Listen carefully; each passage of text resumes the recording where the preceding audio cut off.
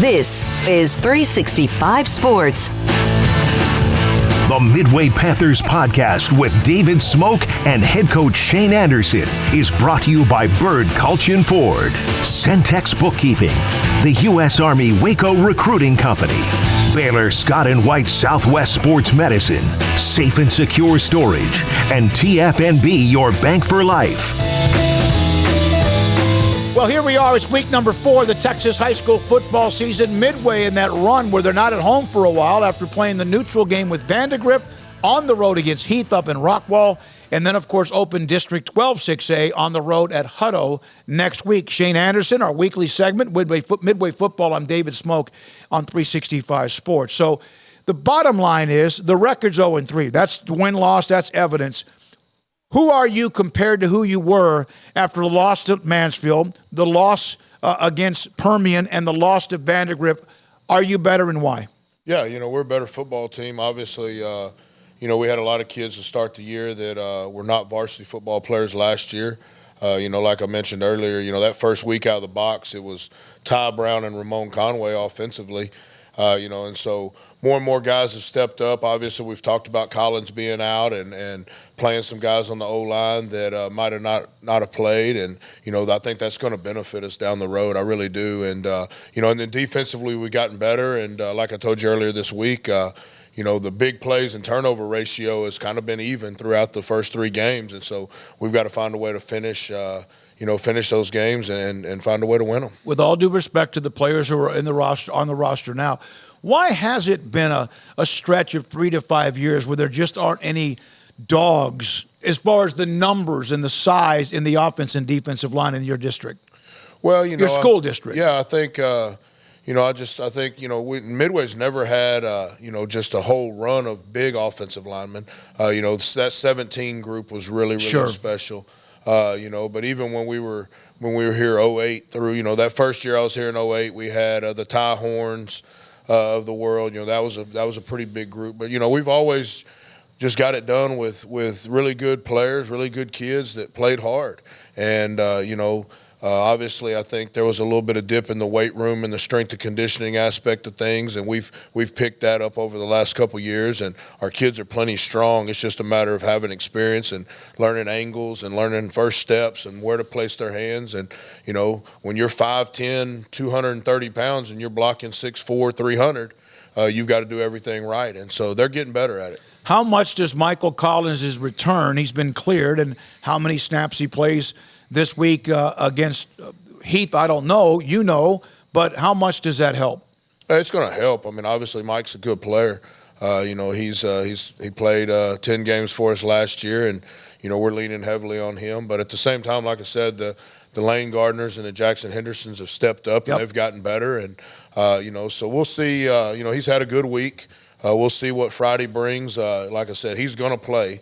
I just don't know how much, and we're going to be smart with it because we really need him next week against Hutto when we start district. All right, I'm going to make sure I don't forget somebody, but the one thing you talked about, Ty Brown and Ramon Conway, and Ramon had a huge game against Mansfield, just not enough.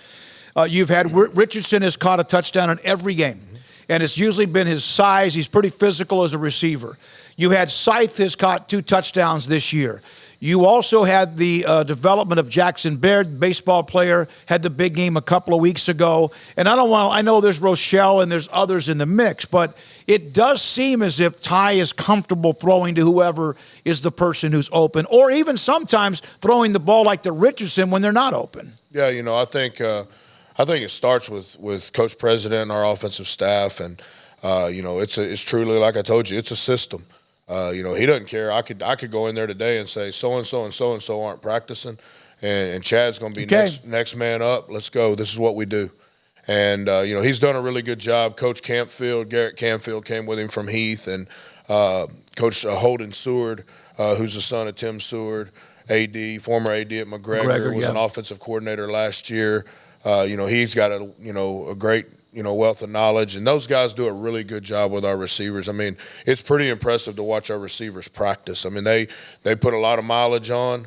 Everything's full speed, and they run a lot during practice, and then they play at a fast tempo, and I think it shows on Friday nights. What does this mean, you think, to Chad, who was on the Mike Spradlin staff at Rockwall Heath, and now here he is the next year coaching against Heath? Yeah, I think he wants to go up there and score as many points as he can. No, he's still got a great relationship with a lot of those kids and families up there, and they did such a good job up there. It was just unfortunate how that thing unfolded at the end. Yeah. I know Rodney has a mutual respect for those guys that were there, and they were doing things the right way. They were coaching hard in the playoffs. Obviously with Coach Spradlin retiring, and so there's a little bit of that. Like I said, he wants to go up there and score as many points as he can. How much difference in what Rodney Webb has done at Royce City, at Rockwall, at Geyer? He was the AD at Highland Park and now back. Is there much of a difference with what they were doing, with what Chad and Spradlin were doing, and John Harrell for a year, and what Rodney does? I don't think there's a whole lot of difference. They're going to have a good quarterback every year. Their offensive line is going to be very similar to ours, probably a little bit undersized for a 6A offensive line. They're going to be very active and play hard defensively.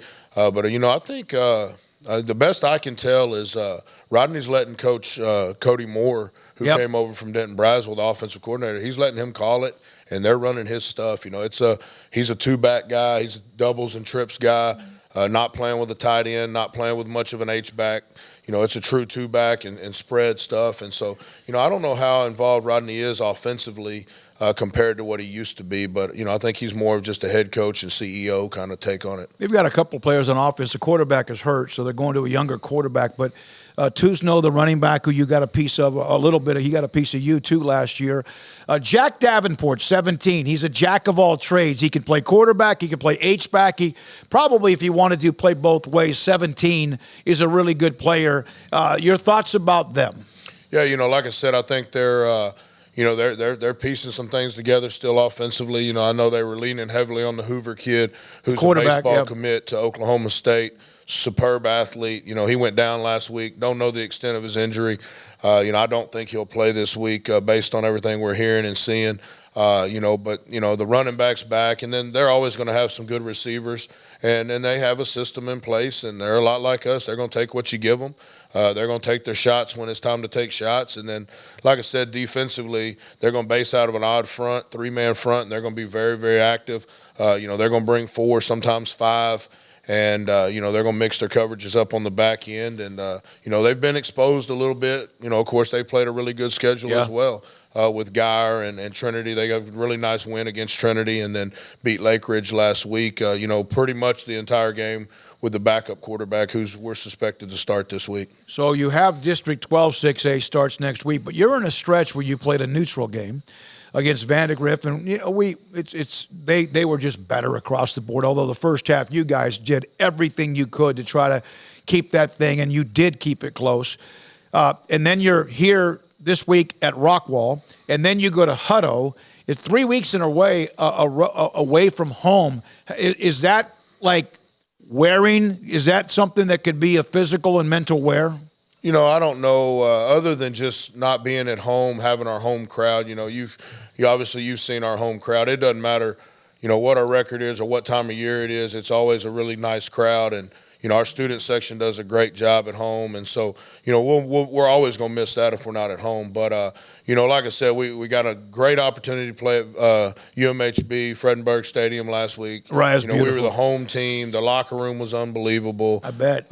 Just a great experience for our kids. Rockwall ISD has a nice stadium. Yep. Hutto's got a renovated new stadium. So we're playing in nice places, playing good stadiums, and playing good competition. So it'll be exciting to come home that week. I believe it'll be like the 29th against Harker Heights. So that'll be exciting. You look at the district. Harker Heights, the defending champions, they took it on the chin last week. Temple was thumped by College Station. And then Hutto, after that amazing game with Liberty Hill, they get blown out in their game.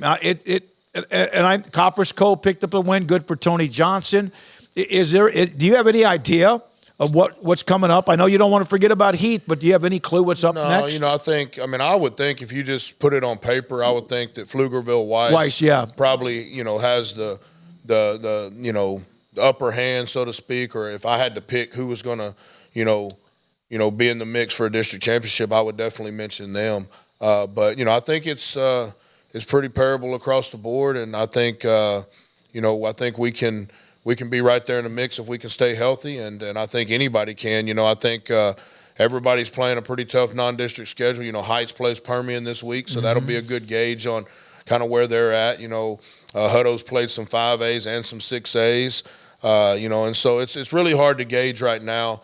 Main thing for us is to get better Friday night against Heath, be playing our best football. Told the kids this week we got to be executing at a high level and be ready to go. And I think if we play like we're capable of playing, like you saw us play in the first half of the Vandergrift game, I think we'll be right there in the mix. And I didn't mention, Brian, they lost to Huntsville. We know that that last year at the end of the year, man, they really started playing their best football. See if that carries over.